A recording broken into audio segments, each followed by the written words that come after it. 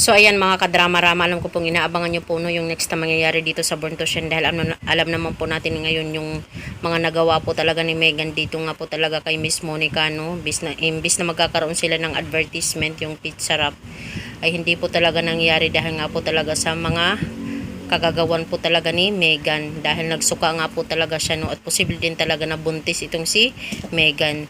Kaya mga kadrama, dahil nga po talaga dito sa galit po talaga ni Miss Monica, hindi niya na nga po talaga napigilan yung sarili niya na sabihin talaga dito kay Megan na suspended na siya. Posible din talaga na hindi na makabalik itong si Megan eh. Diba? Posibleng tanggalin na din talaga dito ni Monica itong si Megan dahil sobra na talaga itong pasaway at hindi na talaga siya nakikinig. Kaya nagiging ganito na siya dahil nga po talaga sa ginagawa po talaga niya dito kay Jenny dahil wala na po talaga siyang kakampi dito sa loob ng Yumi kundi si Althea na lang. Syempre si Althea hindi naman talaga 100% na ganyang kaloyal kay Megan dahil nga din po talaga sa iba talaga yung gusto talaga ni Megan. Kumbaga nagpapapansin po talaga si Megan no dito sa kanila.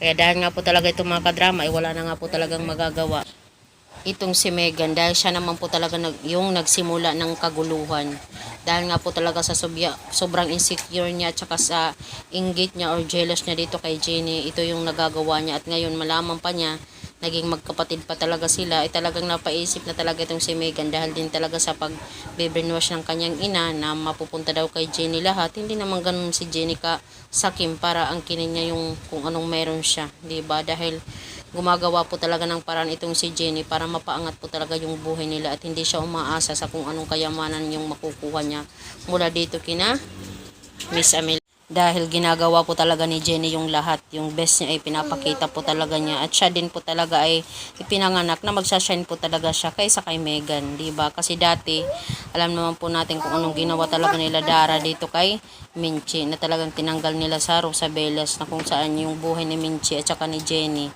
ay wala na, parang iba na yung buhay nila, hindi na sila yung buhay na mayaman o kung anong mayroon sila Dara.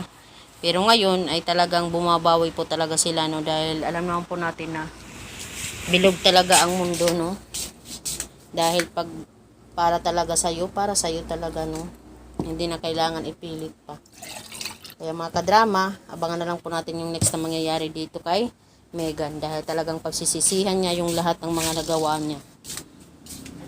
Imbis na gusto niyang umangat, wala. Talagang sabi pa nga niya ginawa daw niya yung lahat. He did so hard daw kuno pero ganun pa rin. Kasi yun, resulta yun ng mga desisyon at plano niya sa buhay. So yun lang po mga kadrama, abangan na lang po natin yung next na mangyayari.